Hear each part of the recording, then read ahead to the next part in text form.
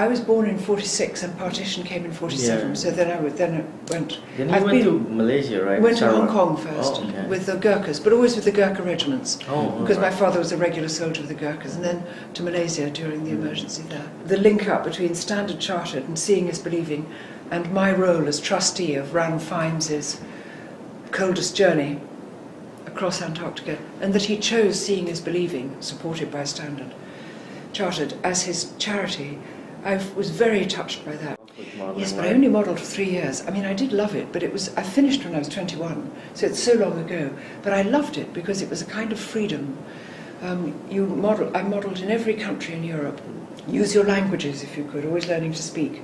In modelling also you have to use your language. Well, no, but if you're travelling in the country, you right. learn to speak your languages. Right. No, modelling, not a word, just posing. Expressing, yeah. And to meet Scorsese, who is such a legend, small man, black eyebrows, beautifully dressed, immaculate clothes.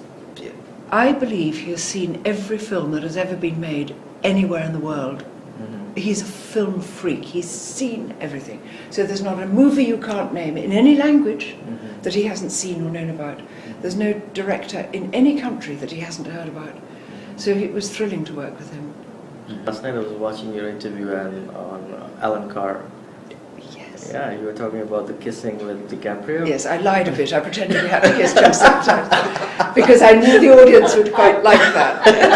DiCaprio is younger than my son, I mean, but he's such a darling boy. He's a really sweet man.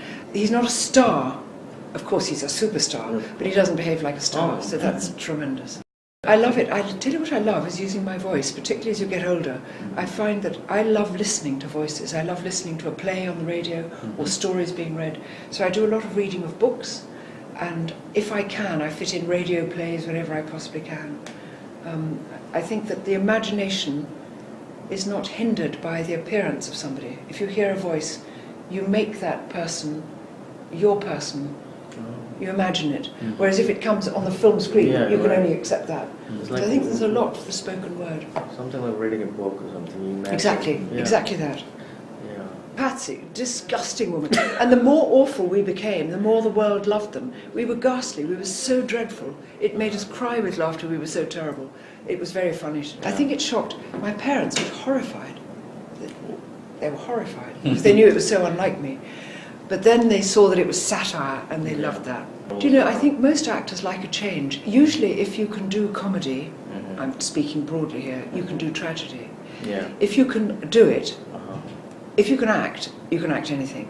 Well, I've been doing documentaries on and off, speckled over the years. I think the very first one I did was about the White Rajas of Sarawak. I followed in my grandfather's footsteps across Bhutan, riding, camping, travelling all the way across. I filmed with great orangutans in Indonesia. I've captured and translocated giraffe in Kenya. You kind of have interest in everything. Everything. I am interested in everything and beyond that. Beyond that, yeah.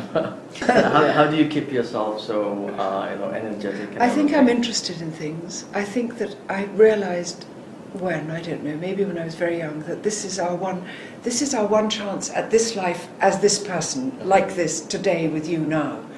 So the best thing to do is to make the most of every day. And the more you feel like that, the more energized you become. You're not packed with regrets or yearnings or longings. Yeah. You're not stuffed with ambitions which might be unachieved. You're right. But you're able to do this.